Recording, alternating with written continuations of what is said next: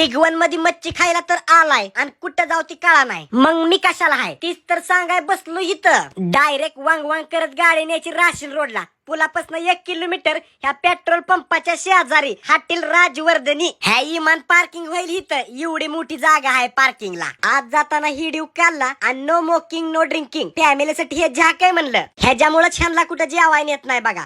असं खात्यात या ह्यो गाड्यासारखा गडी आणि उगा पुरींसारखं उली उली खात या. ह्यो आला मसाला फ्राय, ह्यो आला मिठाचा फ्राय म्हणजे पिवळा मासा, ह्यो स्पेशल अख्खी चिलापी तवा फ्राय, ही आली अख्खी चिलापी फ्राय आणि ह्यो आला कडक चिलापी.